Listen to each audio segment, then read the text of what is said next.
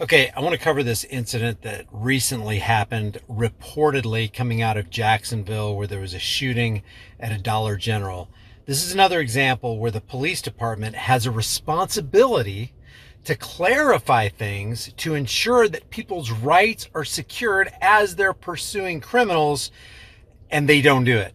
They fail at it big time, and they drop the ball. And this has to do with people in our community, namely people like the armed fishermen, who want to go out and educate people by showing them that it's okay to get out there and exercise your rights, to display your weapon, to have a bulletproof vest on, to have a long rifle, to have a handgun. Listen to the description that this sheriff's department functionary, how he describes the shooter, and there's no qualification on it, which makes it dangerous for we and the armed fishermen and everybody like him who want to exercise our constitutionally protected, because cops don't protect our constitutional rights, but these supposed constitutionally protected rights. Listen to this. Tonight I stand side by side with our law enforcement partners, our mayor, city leaders, to share the heartbreaking news that Jacksonville has suffered the loss of 3 precious lives at the hands of an active shooter. This afternoon, a little after 1 p.m., an individual we have not yet officially identified entered a Dollar Tree in the Newtown area of Jacksonville, outfitted with a tactical vest, armed with an AR-style rifle, and a handgun. Oh my God! A tactical vest, an AR-style rifle, and a handgun. Who does that sound like he described? Without any qualifier, guys. This is our friend, the armed fisherman. It sounds like they described him. Let me show you. He's got everything. He doesn't have his vest on, I don't think, in this picture right here, but he does right here. He has all that. He has the tactical vest, the AR-style rifle, and a handgun. And I'm going to show you, I'm going to play the rest of this clip with this sheriff's department employee, this welfare recipient, where he doesn't qualify. So it kind of puts in the minds of the people when they hear this and they hear this kind of reported event going down. I don't know if it was a real event. I don't know if it wasn't. I don't know if it was organic. I don't know if it was planned. It's not in the scope of this video to determine that. But I do know that what he described was something that is completely legal and constitutional, and something that every free man and woman should be and can be and is free to partake in. But he doesn't give any qualifier. This sheriff doesn't give any kind of qualifier, and so it puts in the minds of the lemming masses, the non-critically thinking, brain-pickled, propagandized, fake stream media masses, fake stream media molded masses that, anytime I see somebody like, I don't know, say the armed fisherman walking down the street, I'm conditioned to panic and fear for my life and call 911. With a tactical vest, armed with an AR-style rifle, and a handgun. Then the shooter killed 3 people before turning the gun on himself, taking his own life. Other than the 3 individuals killed and the shooter himself, there are no additional people who suffered gunshot wounds. We are not identifying the deceased victims at this time, but I can tell you that there are 2 male victims and 1 female victim. All of the deceased victims are black. Multiple units from the Jacksonville Sheriff's Office responded to this active shooter scene, as did members of Jacksonville Fire Rescue, our mayor, and city leaders. Now they're billing this as a racist hate crime because the guy who had the AR and the tactical vest and the handgun was white, and apparently he's going to show a screen right here where he supposedly had swastikas on his gun, and he's a white supremacist, and of course he made a manifesto. That's really convenient. We're still in the very early stages of this investigation, so there's a lot of information that we don't know at this time. I will share with you the information that I have been able to verify. The shooter was believed to have resided in Clay County with his parents. He was involved in a 2016 domestic call in Clay County with no arrest. In 2017, he did have a Baker Act. We know that. So he was Baker Acted, which means somebody called the authorities on him, and said, hey, I think this guy's a danger to himself and to others. And the sheriff's department moves in and forces medical treatment on him. As a matter of fact, forces him away from his family and takes him to a government-funded medical facility where he's basically not free for 72 hours. Guns are taken away and freedoms are completely trampled into the Baker Act. So this is a person who is the recipient of Baker Act treatment. And when you treat somebody like a common criminal who may or may not be, I don't know, maybe this guy's wacko, I don't know, maybe he's a CIA plant, I don't know, I'm just spitballing here. But when you treat somebody like that, how can you expect them not to want to go into retaliation mode? I mean, the government doesn't have a real good track record at causing people to walk down on the straight and narrow. They actually create or foster or fuel an already present criminal intent in the heart of most men. 11:39 a.m. today, Sheriff Cook gave us information that he left Clay County, headed to Jacksonville.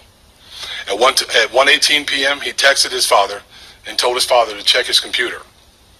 At 1:53 p.m., the shooter's family members called the Clay County Sheriff's Office. By that time, he had already begun shooting in Jacksonville.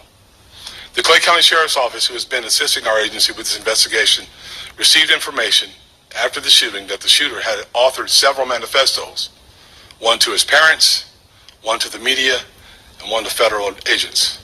Of course he did. Of course he did. He's got 3 separate manifestos. He's got everything well thought out. One to his parents, one to mainstream media, and of course, one to federal authorities. Everything's all nice and neat and tidy here. Wait till we see what was imprinted on the side of his gun. Portions of these manifestos detail the shooter's disgusting ideology of hate. Plainly put, this shooting was racially motivated, and he hated black people. He wanted to kill niggers. That's the one and only time I'll use that word. I want to be very clear that there is absolutely no evidence that the shooter is part of any large group. We know that he acted completely alone. If you take a look at the images on the screen, you'll be able to see what he utilized. The weapons that the shooter used today are a Glock and an AR-15 style rifle. This is a dark Glock and an AR-15. Criminalize those things. Ban those things. Make society safer by having the government move in, making sure that only the military and only the police and only political parasitic security guards have firearms because we need to be kept safe. Please, please do it. Enact these laws. Criminalize all these innocent gun owners. Day in Jacksonville's history. Any loss of life is tragic. But the hate that motivated the shooter's killing spree adds an additional layer of heartbreak. There's no place for hate in our... I don't know if you can see this. Let me see if I can blow this up. Can I blow this up? I wonder how much of this is real. This is being filtered through mainstream media. It's being filtered through government-funded police sources. And, you know, this guy talks about this individual, this sheriff talks about this individual being radicalized. I can't think of an organization who does a more thorough, more complete, incessant job of radicalizing individuals. I don't care if it's Americans or other people in other lands with their governments that they have to deal with. Nobody does a better job radicalizing people than the United States government, in my opinion. Community. And this is not Jacksonville. Let me know what you guys think in the comment section about that comment right there. As a member of this Jacksonville community, I am sickened by this cowardly shooter's personal ideology of hate. Homicide detectives are... A badged, uniformed clown coward who employs other badged, uniformed clown cowards who abuse their authority on the constituency they're supposed to be protecting and serving is talking about the cowardly act of a lone gunman. It's rich with irony. Actively investigating this tragedy, and despite the fact that the shooter is dead, they will continue to investigate this until we have a complete understanding of what happened and even why he did it. Our Jacksonville community collectively cries tonight. To the victims and victims' families, our thoughts and prayers are with you. Well, this is the reported event or situation that happened in Jacksonville, Florida. And my heart goes out to anybody who suffered the negative consequences of this guy's actions.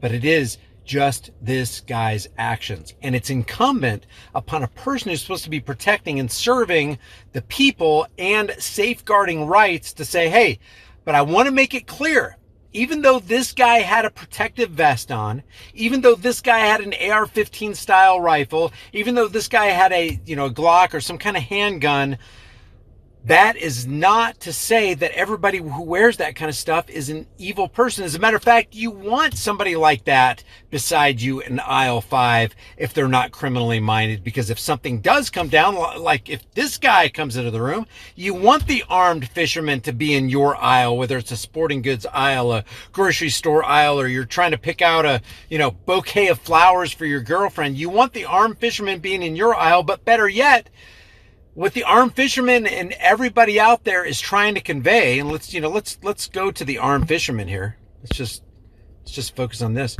What you want to convey is that this right here is not wrong. It is not criminal activity.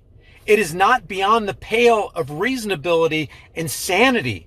This actually is more sane than going to a public area not having this, because there are so many crazy people out there. And then if you choose not to have that for yourself or for your family or anybody else in your zone of influence, then don't object when you see this guy wanting to protect himself and his family. Because you know what? There's another reason the armed fishermen of this world go out there like this. It's so that they can protect you who choose not to empower and defend yourselves. So just to summarize this, as tragic as it is what happened in Jacksonville and all over the place with all these crazy people going into public places, offing people with their long rifles or whatever, as crazy as that is, it's incumbent upon the law enforcement agencies to be very quick to say, this is not illegal. This is certainly not unconstitutional. And as a matter of fact, we encourage the armed fishermen of the world to have protective vests and long rifles and handguns. What if this guy who walked into the Dollar General encountered this guy first? What if he saw the armed fisherman kind of walking in the parking lot with his "Don't Tread on Me" flag? Maybe he'd go somewhere else where there wasn't an armed fisherman who could actually do some fighting back. Because this guy who offed himself at the Dollar General was probably thinking, hey, I'll just have this is going to be a safe working environment. I'll have my way. I get to overpower a bunch of people. Maybe he would be discouraged from doing that kind of stuff if more Americans were dressed like this. Leave your thoughts about this for the world and the global thought police in the comment section below. If you haven't done so already, subscribe to the channel. Hit the bell notification icon. Give it a thumbs up. Share it with everybody you know. Don't forget to subscribe to my email list through my website, highimpactflix.com. Subscribe to the Armed Fisherman. Subscribe to all the channels who are out there supporting the First Amendment, the Second Amendment, the Fifth Amendment. And know your rights and stand on your rights. And remember, the price of freedom is now and will always be eternal vigilance. And indifference to this notion is the means by which the people have and will secure their own oppression. Freedom is dangerous. It'll always be dangerous. But the thing that will be infinitely more dangerous is not having freedom. I will see you in the next video.